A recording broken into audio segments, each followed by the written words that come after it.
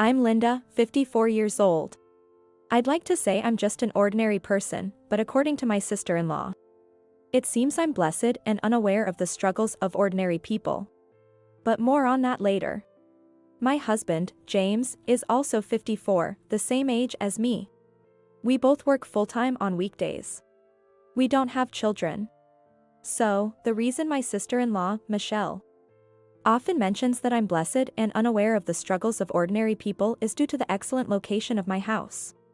It's close to both Nob Hill and Hayes Valley in San Francisco.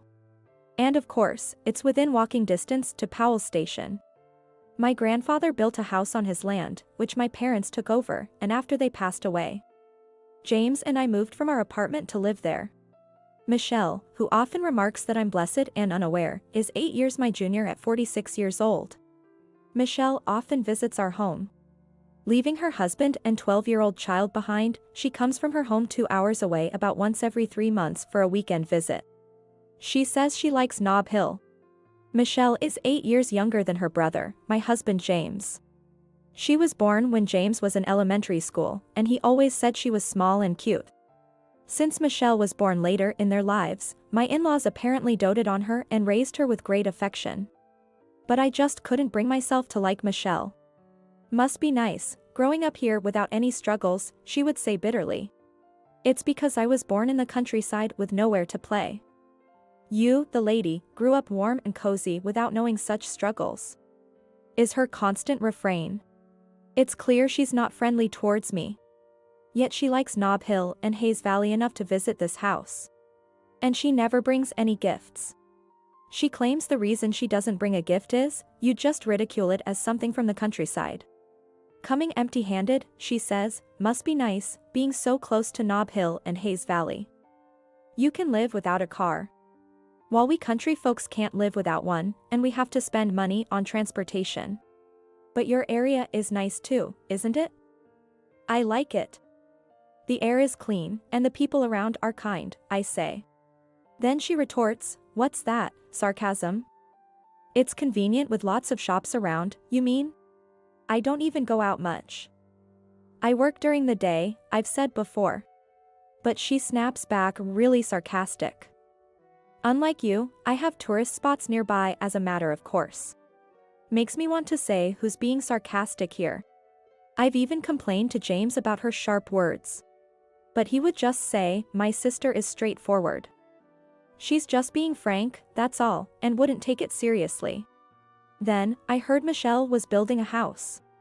Again, it came up during one of her visits. Where? I asked.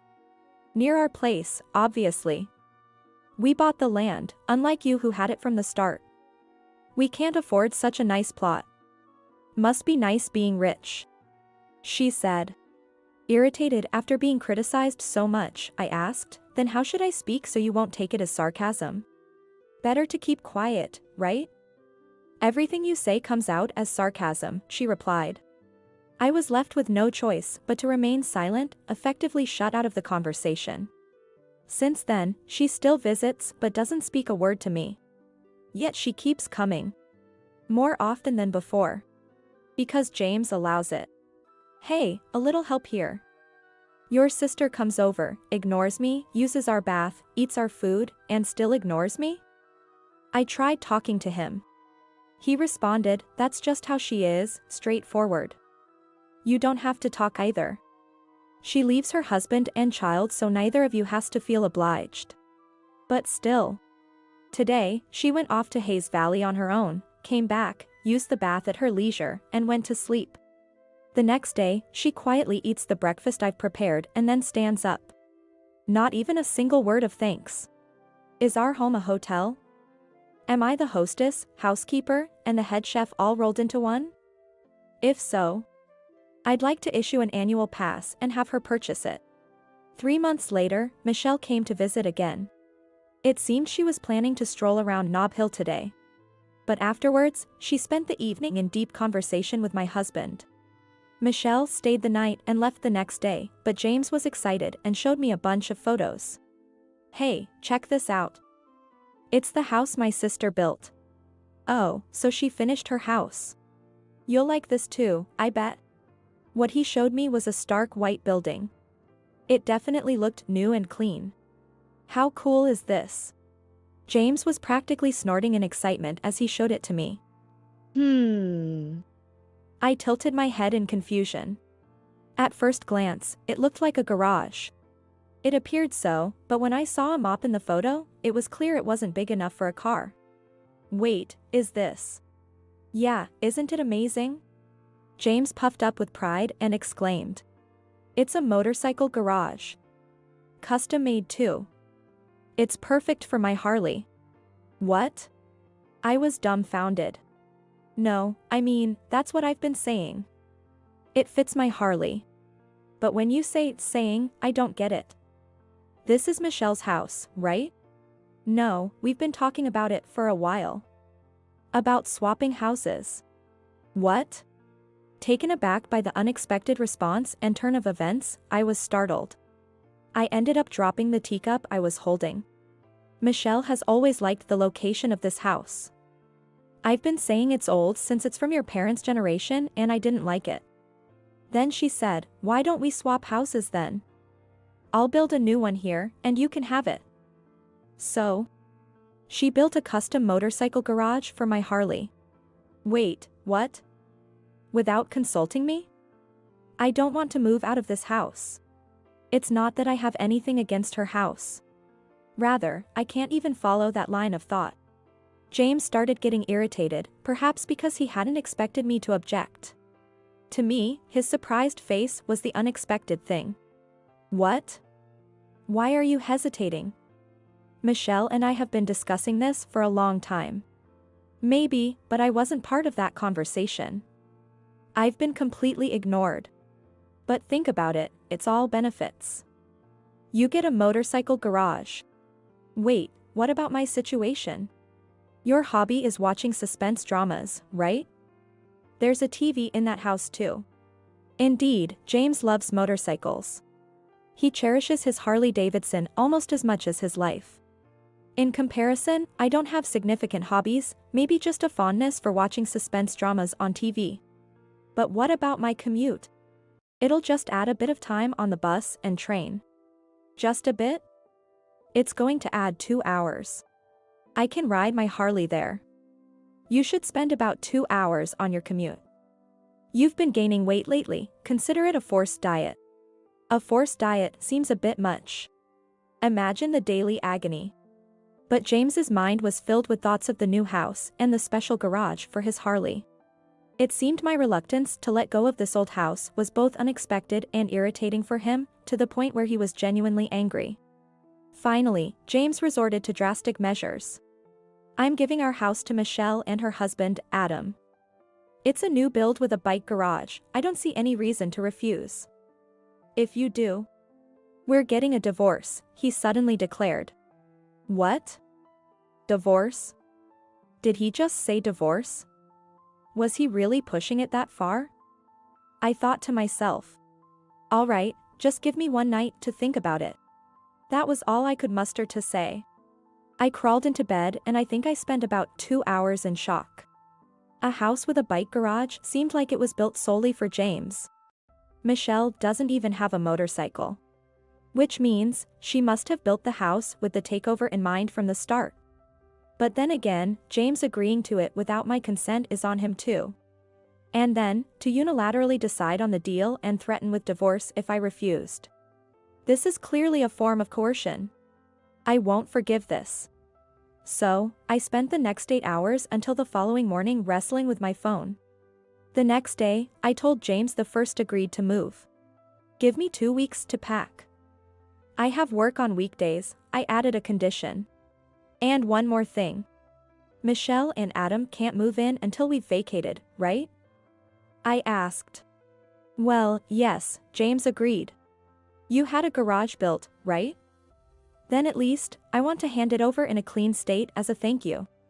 So could we pass it over after another 2 weeks? I'll have it cleaned by professionals. James agreed. In James's absence, I made calls to 2 places. 2 weeks flew by in no time. James, singing some odd Harley song, joyfully packed our things. While on the phone with Michelle, he even asked questions like, "How many square feet is that room over there?" as he planned out where to place the furniture. It seemed they were also calling about the floor plan. For them, moving from their current apartment within the 4 weeks they were given was quite a rush. They seemed to be hurriedly preparing to move. Then came moving day. "Hello. We're from Horsemark Movers," announced the moving company when they arrived. "Right this way, please." James welcomed the movers. But then, immediately after, "Hello. We're from Shangri-La Transport," another moving company arrived. "What?" James was confused. I slipped past James and welcomed the second company. "Right this way, please." "What's going on?" James demanded. "What do you mean?" "I told you, didn't I? I said you can move out. So, let's both move to our new homes. Bye. The boxes with the yellow tape are mine, please take those this way. The rest goes with the Horsemark Movers," I briskly directed. And an hour later. "Well, that's that. Thanks for everything. I'll send the divorce papers later." "Wait a minute." James shouted in panic, but I glanced back at him briefly. "Weren't you the one who wanted a divorce?" Leaving James behind, I quickly left the scene in the taxi I had called. The taxi ride was so short, it barely cost anything. That must have been tough. The person who was waiting for my taxi came towards me. It was my brother, Michael. Michael came to help with the move. "Well, it's good you found a place in 2 weeks. It's a rental, though.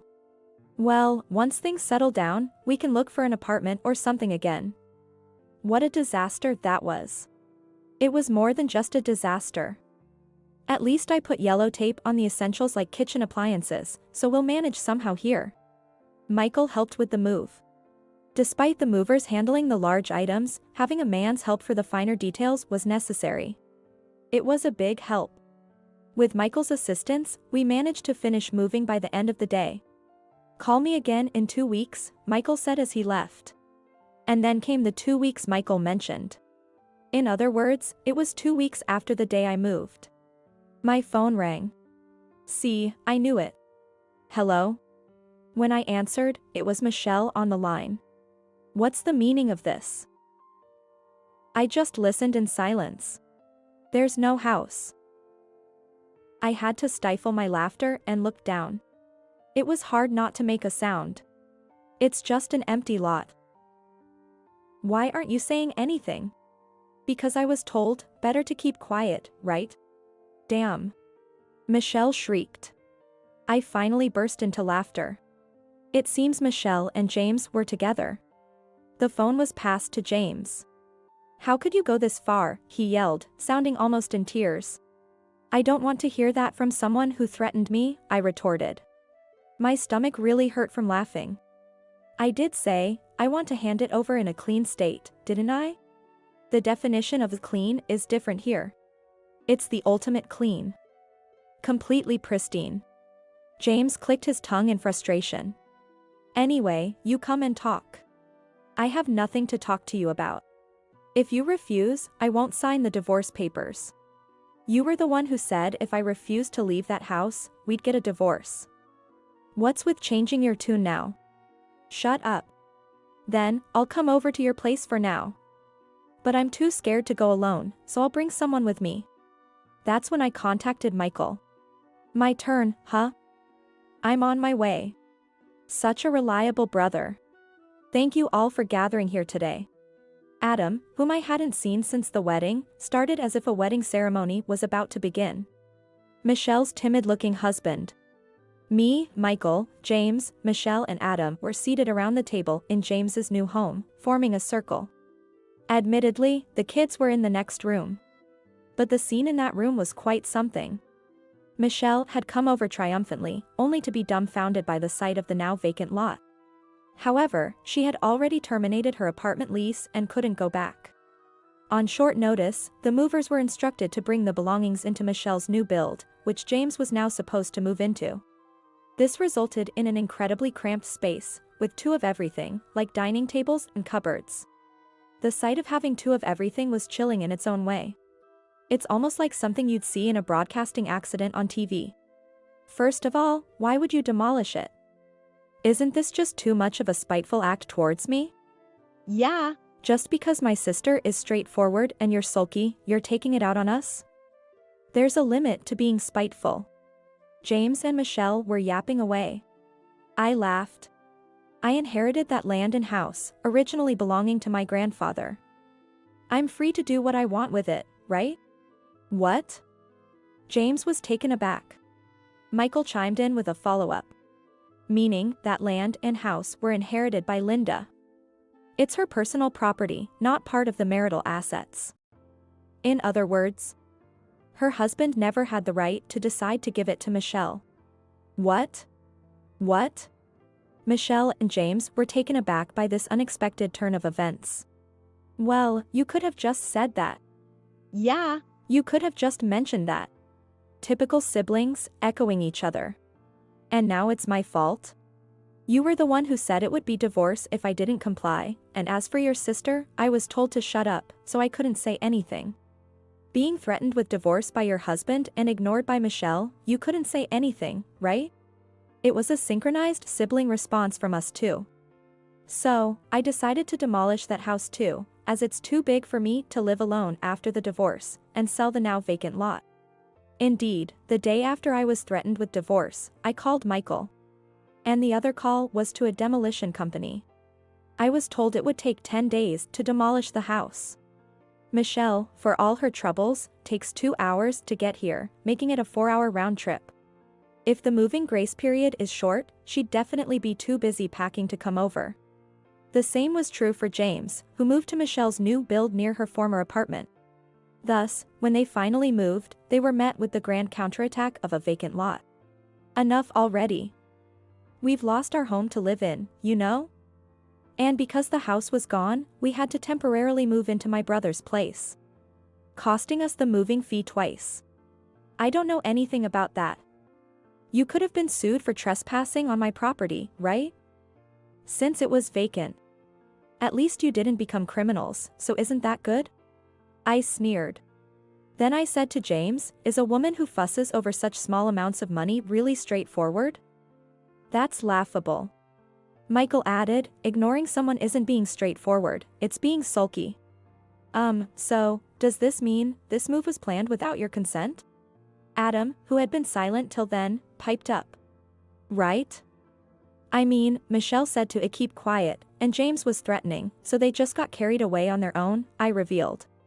Suddenly, Adam, who seemed timid until now, began to tremble with emotion. Hey, you, what do you mean by this? Spending lavishly every 3 months in Nob Hill and Hayes Valley. Especially the spending in Nob Hill was outrageous. Leaving me and the child behind. And now, you say we're going to live there so we don't need the car and sold it. A car is essential for living here. But this house has a bike garage but no parking. Isn't this too much for making unilateral decisions? What's gotten into you? Michelle must have never seen him so angry before. She was clearly shaken. Linda. Adam continued. She told me, we're taking my brother's house and moving. If you refuse, it's a divorce. What? It was surprising how similar the siblings' reactions were. I was seriously worried my abs would give out from all the laughing. This will make my muscles sore tomorrow. But I'm a remote software engineer, so I can live anywhere, and I thought it'd be sad for the kids not to have their mom around. So I went along with it. But at this point, their selfishness is too extreme, and it's negatively affecting the kids. What made me realize that was what you said? Adam took a deep breath before addressing Michelle. What you said was threatening, it's over for us. I'll take care of and raise the child. I'll consider that a threat as a proposal and go along with it, he said. Well then, let me add my part. I followed up with James. I'll accept that as a proposal too. We're truly done now. Goodbye. Wait, just wait a minute. If the house is gone, that means the situation has changed, right? Exactly. The situation has changed, so it's unfair to unilaterally cut things off. The siblings started clamoring together. Adam and I waved our hands in unison, creating a ridiculous situation, getting carried away, and then just returning to the original state, Adam said bluntly. In the end, what happened was that Adam and I each hired a lawyer and went through mediation for divorce. It seems the new house built by Michelle ended up with Adam, along with custody of the child. Michelle, who had been known for her extravagant outings and spending sprees. The child, often left alone on weekends, seemed to have been lonely already. Becoming a single parent, the father made an effort to be there for the child, who now says they're happy. The reason the new house ended up with Adam was that Michelle didn't have enough income to make the loan payments. The fact that she could go on spending sprees in the city every 3 months despite not having income is astounding. Her spending habits didn't change, and I heard she ended up in debt. The bike garage was demolished, and the layout was slightly altered to create a parking space. James, having been a dual-income household until now, realized he couldn't afford to invest in his Harley after being kicked out of my house. He had to give up the Harley due to a significant division of assets. Losing his Harley and hobby, he vented his frustration on his lawyer. Turning reckless in life, he resorted to drowning his sorrows in alcohol, which was quite a sight. I turned the land where the house had been into a parking lot. Since it's close to Nob Hill and Hayes Valley, I could charge a premium for parking fees, providing me with a steady income. With that as my capital, I eventually bought an apartment. It's a small one-bedroom, perfect for one person, but it's cozy. I settled in front of the big screen TV with a grin. Today was the day my favorite suspense drama aired. Enjoying it with a beer in hand, uninterrupted by anyone. It was perfect. Having taken a bath, I'm ready with the ultimate 5-piece set, barefaced, pajamas, beer, big screen, and suspense drama. With snacks ready, I sank into the sofa and hit the remote's power button.